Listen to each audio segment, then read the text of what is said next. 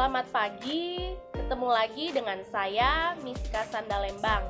Hari ini saya akan mereview hasil pembelajaran latsar kami tentang nasionalisme. Nasionalisme itu berasal dari kata nasional, tentu tidak terlepas dari kata Indonesia. Jika kita mendengar kata nasionalisme, itu artinya adalah bahwa kita cinta akan tanah air kita. Nah, cinta tanah air Indonesia dan bangsa Indonesia itu tidak terlepas dari nilai-nilai Pancasila. Adanya nasionalisme di Indonesia ini didasari oleh ciri dari nilai-nilai Pancasila yang sudah ada pada jiwa masyarakat bangsa Indonesia. Sila 1 sampai ke 5 adalah rumusan dari para tokoh yang berdasarkan dari nilai luhur asli bangsa Indonesia.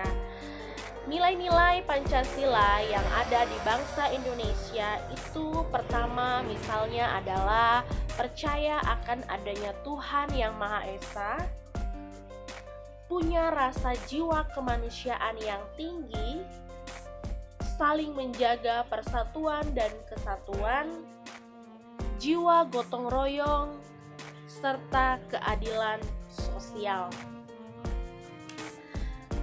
ASN sebagai pelaksana kebijakan publik memiliki peran yang penting untuk mempunyai rasa nasionalisme.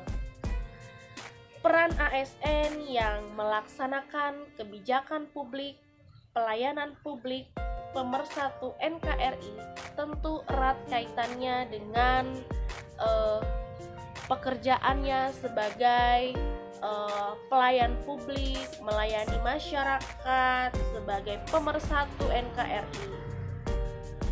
Hal ini diwujudkan oleh Undang-Undang Nomor 5 Tahun 2014 tentang ASN.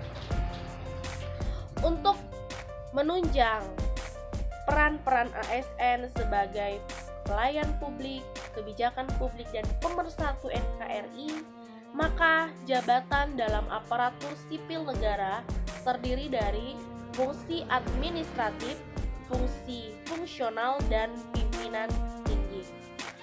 Jika kita melihat perkembangan zaman sekarang ini, begitu banyak tantangan-tantangan dalam perwujudan nasionalisme.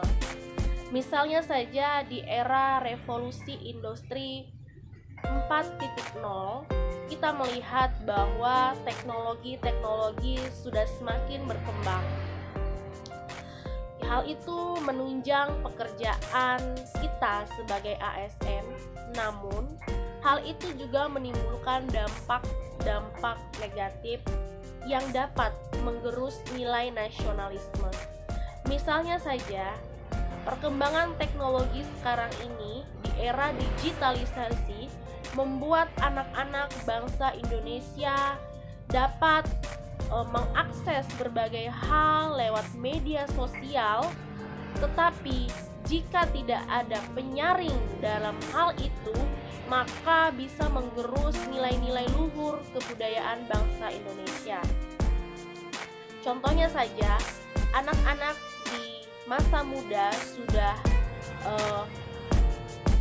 merokok, minum minuman keras, bergaya-gaya yang bukan ciri khas bangsa Indonesia.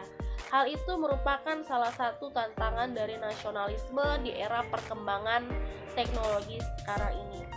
Lalu apa yang bisa kita berikan sebagai solusi pencegahan dari penggerusan nilai-nilai budaya di era digitalisasi?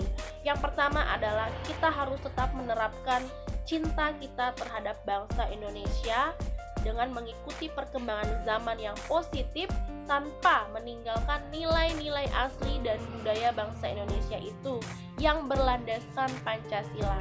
Jika kita mendalami nilai-nilai dari Pancasila dari sila pertama sampai sila kelima, pasti kita akan bisa menyaring hal-hal yang positif maupun yang negatif dari perkembangan zaman sekarang ini.